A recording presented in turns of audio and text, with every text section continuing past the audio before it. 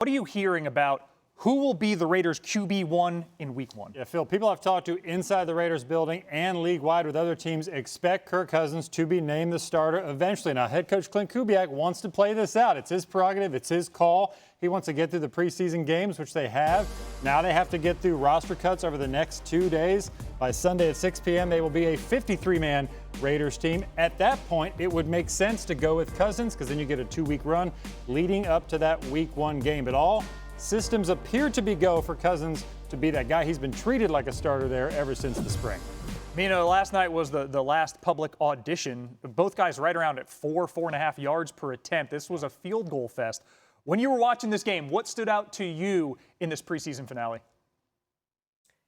Yeah, focusing on Mendoza first, I just see a developing young player who's learning what he can and can't get away with in the NFL, like the interception, right? Those are tight window throws that he has hit in the preseason, drift routes and such, but the linebacker played it really well, threw it a bit high, gets tipped. The sacks as well, and also some incompletions, him holding on to the football a little bit too long at times. And that was something that was an issue in college. He did take a lot of sacks, so I'd say if I had to single out one area you do really want to see him improve at, it's playing faster to avoid them. He has over a 3-second time to throw in the preseason. It's not going to cut it, even if that's always going to be a little bit longer because of the boots. But I think it's sensible for him to wait for Cousins. And I will maintain, I do think we are going to see him at some point, because watching Cousins, you know, you saw obviously he is an NFL starting quarterback. But I will say he threw an almost interceptable pass on the first drive. I saw him pass up a couple opportunities downfield.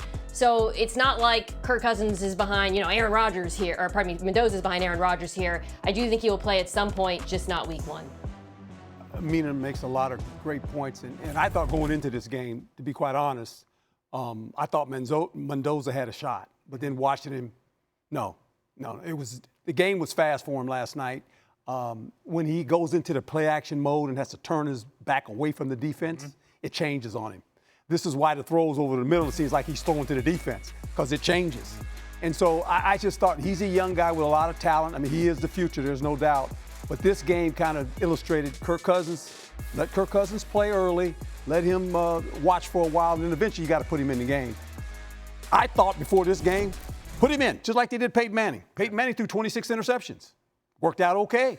Peyton Manning, pretty good football player last time I checked. But last night was like, whoa, it's way too fast right now for him. Yeah, and still getting used to playing under center. The stats are incredible. 20 dropbacks under center for Mendoza in this preseason. In the entirety of his college career, he had 6 total between both his time at Cal and IU. The source of the Dolphins' biggest cap hit this season started against them tonight. Atlanta's in Miami. Number 1 in your program, TBD whether he's number 1 on the depth chart, Tua Tagovailoa, playing against a team that drafted him 5 overall in 2020. Michael Penix remains out, recovering from a November ACL tear. Penix only returned to practice on Monday. NFL Network reporter Cam Wolfe is in Miami. Cam, what are you hearing about the plan for Tua and for Atlanta's starters tonight? Yeah, Phil, a huge opportunity for Tua Tagovailoa tonight. The starters will play, including Tua. I'm expecting 15 to 20 plays from what I am told. It could change based on how the Dolphins play, but this is an opportunity for Tua to make his mark, his argument to Kevin Stefanski and their president of football, Matt Ryan, that he should be the starting quarterback. For what I'm told, Tua's really struggled at times during camp. He's played inconsistent, and he came into this battle as the heavy favorite, largely because Michael Penix has not been cleared, as you mentioned. Through his inconsistency, it has allowed Michael Penix to get back into this quarterback race. And I'm told this could go into next week where they watch Michael Penix practice again. So for today, Tua has the ball out. And there's 2 things that Kevin Stefanski wants to watch. How does he handle the operation? They struggled with that a lot in the first preseason game. They had a true dress rehearsal game plan. They put in regular season style plays for Miami to see how Tua can handle the moment. Can he show up in real time? And there's also a mental toughness element. He's playing in his old home stadium, a place where fans could have an adversarial response. How does he respond? If he doesn't play well, more opportunity for Penix to show he could be potentially ready for Week 1. He's told the Falcons staff that they believe that even without preseason reps, he could potentially start Week 1. A lot will matter on how Tua plays today, Phil. And fans are starting to get understandably impatient in Atlanta. It's been 8 straight losing seasons, though last year there was a 3-way tie for first in the NFC South. hard to overstate the consequence of getting this decision right. Cam, thank you so much. Now, neither QB1 candidate here really dazzled last season. Penix in Atlanta, Tua in Miami, a combined 9-14 as starters. Penix a better touchdown-to-interception ratio, much better QBR. And QBR 50 is average, so Tua's 38. Third worst in the NFL, ahead of only Cam Ward and Geno Smith. Let's go to the reporting side of this. If the regular season started today, Cam's reporting, Michael Penix hasn't been cleared, so we presume it would be Tua. Penix hasn't played in a game since November. What are you hearing about his chances in this competition? He's still in it. He's got a chance here because they've seen him throwing since the spring. He's been doing 7-on-7 work with the team for months, and he's got more arm strength, a little more explosion as an athlete overall than Tua does, and Tua had a rough week. There's no way around it. His preseason opener, his joint practice with the Colts, he did struggle, especially with the operation, what Cam had mentioned. That's a surprise for a veteran who's been around forever. That's supposed to be a strength of his. Now, Tua has the accuracy component. That's what drew Kevin Stefanski and the coaching staff to him. They feel like that's the most important thing with a quarterback to succeed. So if he can show that tonight, that'll be a nice reminder to try to put his stamp on this job. But after they're done with this game, they still have 2 weeks. Yeah. Penix has time to get into it. He's cleared for 11-man work. He has not taken any contact yet. That's the thing. If they want to hold him back or wait a few weeks early in the season because of that, they have an easy out to go with Tua. Yeah, we're not dialing back the contact once week one starts. No. Okay, Mina, you're back in the formation. What does Tua need to show tonight to prove he should be QB1? Yeah, I'm like Tua. I get a second chance at this. First, I want to say his first opportunity against Denver, that was up against the Denver starters. Nick Bonito and Jonathan Cooper were in his lap on half of those dropbacks. This is going to be much easier tonight. Against a Miami team that really lacks difference makers on defense, even if it is all his starters, which we don't know that he'll be facing in Miami. I'd like to just see him push the ball downfield, Phil. And I'm not talking about bombs. I'm talking about 10 to 20 yards, both in the middle of the field and outside the numbers. Because to me, if he can't do that with any consistency, then they should go to Michael Penix Jr., even though they haven't seen much of him this summer, because the offense will just be so congested. And of course, that is something, in Miami, when he was successful, Tua was good at those intermediate throws, particularly over the middle of the field. That's what I want to see tonight against an easier competition. That's a great point. And Tua's strength is his accuracy. And that has not been what we've seen thus far. Now, he's been a little hurried. They don't block him very well at times. This is a talented offense. When you think about Bijan Robinson, Drake London at receiver, Kyle Pitts at tight end, they just need to figure out who the quarterback is. Because remember, 8-9 won the division. 8-9. I mean, if they could just figure out who the quarterback is, Atlanta has a fighting chance. Penix hadn't played a lot of football. Every time we get excited about him, then we go, where's he at? Oh, he's in the training room again. He got hurt.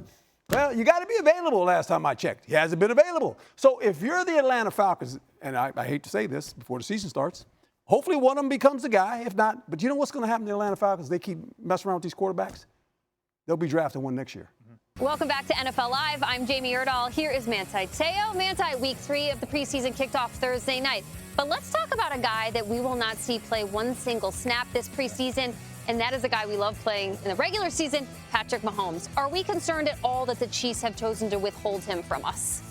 No, but I would be concerned if his first reps are with Nick Bonito rushing him. Oh. Because, in practice, Andy Reid is telling everybody, stay far away from number 15. Well, guess what? Nick Bonito ain't going to do that. He's not going to honor the hula hoop that they put around him? I'm a little concerned that his first reps could be week 1 against one of the fiercest pass rushers in the NFL. Of course, he's an athlete. He is one of the best to ever do it. But a mid-December knee injury, that surgery he went through to come back and be ready for Monday Night Football week 1, the ultimate challenge that Patrick Mahomes is trying to meet. Of course, we'll see that game go down on ESPN on Monday night, September 14th. Back to Phil Murphy and the NFL Live crew, because I got to think, what do you guys say about Patrick Mahomes and not playing before the season opener?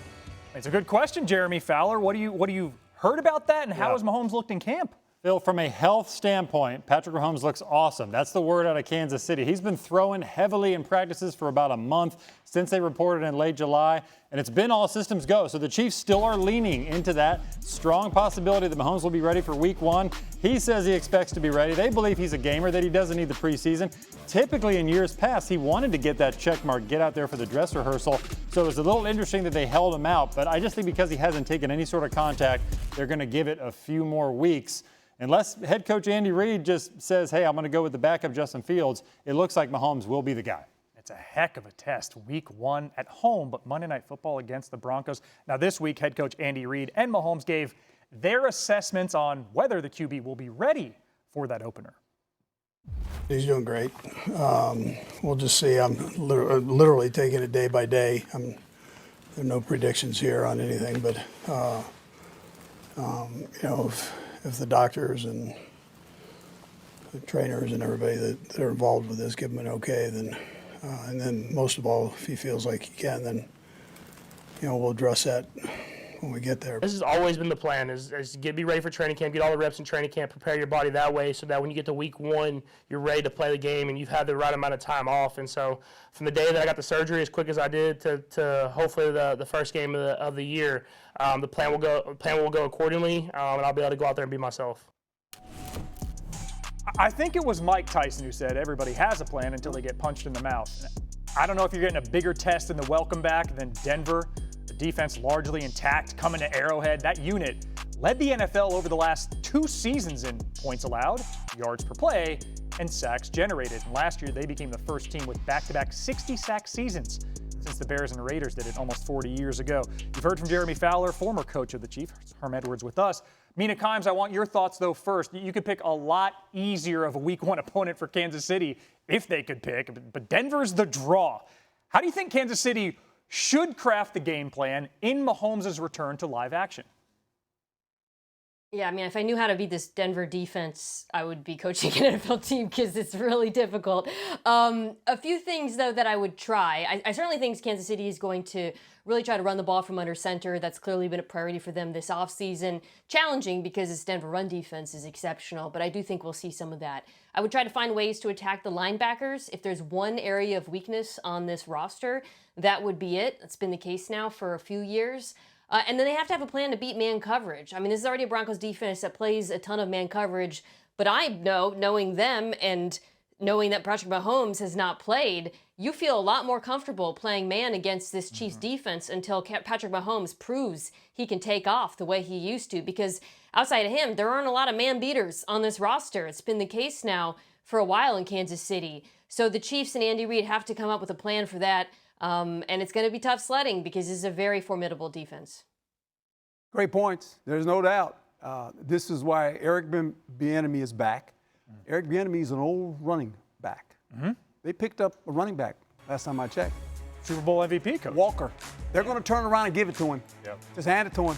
To let him. And that's what they're going to do. They're going to play slow down ball, make sure Patrick Mahomes is comfortable. A lot of play action passes, some rolling out every once in a while, but just get it, stay in 2nd and 4 or less. It's just, if you can just do that, you can stay in the game. Because if he has to go back and throw against this defense, it's not good. No easy task, though. Yeah, and Herm, he needs a healthy offensive line. And right now they got Josh Simmons, the left tackle, is out with a back issue. He's considered day-to-day, but they are doing, I'm told, additional testing to make sure it's not something serious. If it is, you got Jalen Moore, who's expected to earn that right tackle spot, might have to swing to the left. So if you don't have a healthy O-line, it's going to be as hard as Herm Edwards guarding Roger Carr. You're just not going to get by him, you know what I'm saying? So stick 'em. It's going to be tough.